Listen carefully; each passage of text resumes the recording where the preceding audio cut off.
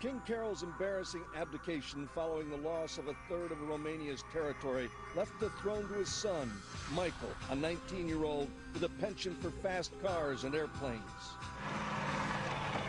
On 6 September 1940, the teenager ascended the throne.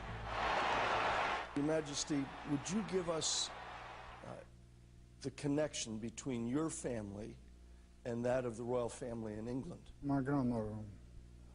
She was the granddaughter of one of the granddaughters of Queen Victoria.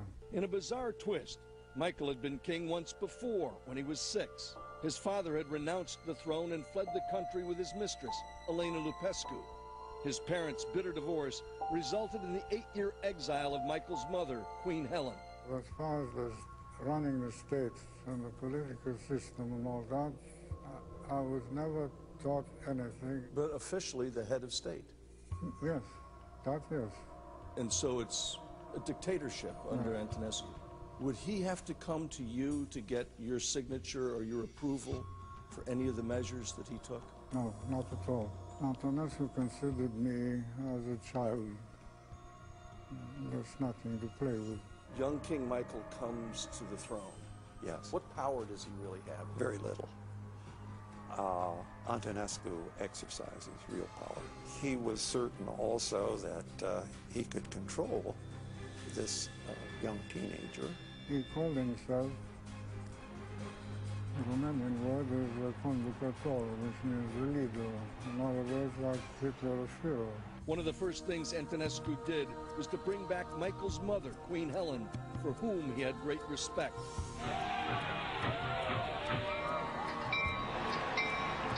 Just before Hitler invades Russia, Antonescu goes to meet with Hitler.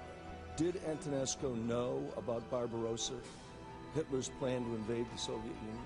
It's very possible he did, but he never told me. Does he make a commitment in that trip for Romanian troops to fight for Hitler? Absolutely.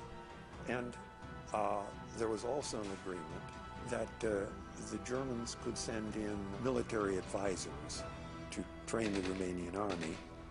And of course, thousands and thousands and thousands of German troops began to enter Romania. Hitler also appointed 54-year-old Baron Manfred von Killinger as German ambassador to Romania. He was more Nazi than Hitler himself. Awful character. The alliance between Hitler and Antonescu was a match made in hell. Hitler's interest in Romania can be summed up with one word: oil. Ernest Volkmann is the author of numerous books and has written about espionage in Eastern Europe during World War II. And without that oil, German tanks weren't going to move and German planes weren't going to fly. So Hitler, at all costs, wanted to keep Romania. Almost all Romanian political leaders were conscious of the fact that if they were going to survive, they had to have the support of at least one great power. That power could not be Russia, because Russia had become for Romanians the bogeyman, the number one enemy. Hitler offered them a precious deal. He said, look, you come with me, you get all this territory back. And it won't cost you anything.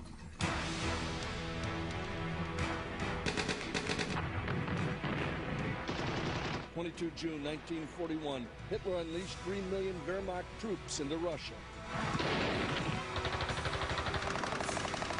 Alongside the Germans, 500,000 Romanian infantrymen supported by 1,000 aircraft and 3 cavalry brigades. My mother found it out on the BBC. She said, you know, Romania declared war on the Russians. So, by the time I got ready for that, I called up Mihai Antonescu. I said, what's going on here? Is it true? And he said, yes. At the time, the young king supported the invasion. He saw it as the only way to recover the 20,000 square miles of territory lost to Stalin. All our population, myself included, considered that Bessarabia was absolutely Romanian. It was perceived by us, at least, as a national thing, as a patriotic act to get back our province. What he didn't know was that Antonescu's war against Stalin would spell Romania's doom.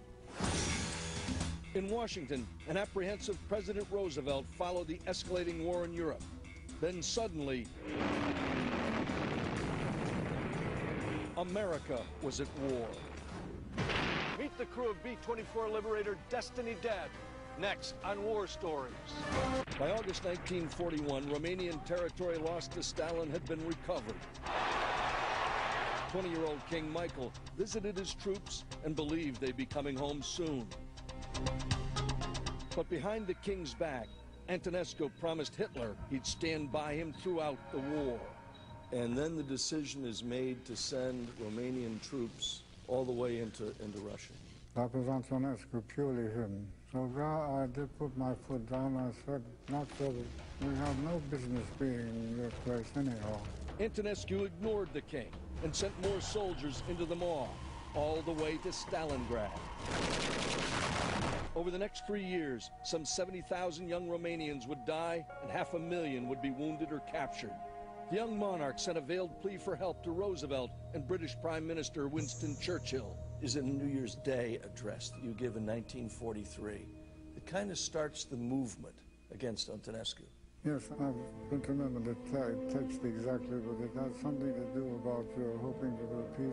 Antonescu was very angry, and the Germans were furious. Determined to topple Antonescu, Michael and other resistance leaders, including the illustrious Dr. Ilie Maniu, joined forces in the fledgling Romanian underground. We used to be brought to Mart to see me and so on. Some of my people went to see them on the sly. Though King Michael needed the help, the cold reality was that FDR and Churchill had already decided Romania would fall into the Soviet sphere of influence. We thought respect Russian interests, support the Russian war effort. After all, they were grinding the German army. So Washington observed, but Washington didn't engage. Named for his father, Frank Wisner was all of 5 years old when his namesake headed the Office of Strategic Services, or OSS Bureau, in Istanbul, Turkey. And it was from there that he was in touch with resistance or opposition elements behind German lines in southeastern Europe. Today, this building is a luxury hotel, but during World War II, it was headquarters for Hitler's diplomats and officers in Romania. A wartime nest of intrigue and espionage, it was once described as a meeting place of continental spies, political conspirators, and adventurers. It was like, spot the spook. That was the game. You had all the waiters, the chambermaids, the bartenders who were making huge amounts of money for keeping tabs on all these spies. In 1944, the OSS had no representation in Eastern Europe to speak of. They had a major station in Istanbul that was responsible for the Balkans. Father dressed in Romanian army boots. Young Wisner would follow in his father's footsteps and spend 37 years in public service. He served as ambassador 4 times and as an undersecretary in the Departments of State and Defense. Nice one of him there. Good smile. He's inspired by his father's work in Eastern Europe during World War II. He was particularly in close touch with Romania, where there was an opposition movement to Marshal Antonescu, particularly Dr. Maniu's party. I remember my father telling me stories of the effect that they began receiving signals from real Romanian opposition figures, and that these were precisely the sorts of openings that they'd want to exploit. These Ploiești refineries are just 40 miles north of Bucharest. During World War II, they supplied almost half of Hitler's black gold. By early 1943, the skies above Romania were full of American bombers trying to cut this vital flow of fuel to the Third Reich. That was where the Luftwaffe got all of their aviation gasoline. And that's why they had to knock it out to ensure supremacy of the air. I didn't know anything about Romania. Our target was the marshalling yards, railroad yards near Ploiești. It was nose turret gunner Bill Feely's 34th mission and the 35th for his radio operator Paul Swearingen. On 24 April 1944, both 20-year-olds were flying in Destiny Dead, a B-24 Liberator. As we dropped our bombs, I suddenly felt the aircraft shake. A shell came right through the center of the airplane, cut a 3-foot hole. And all of a sudden, a little door between the bomb bay and the aft part of the aircraft opened up, and a flood of gasoline came through. The shell knocked the glass off of the turret and knocked me out. And I knew we were in trouble. We pulled out of formation, lost altitude, and finally the situation became untenable, and the pilot said, "Okay, guys, time to go." He said, "Good luck and God bless you guys." All 10 crew members survived as prisoners of war.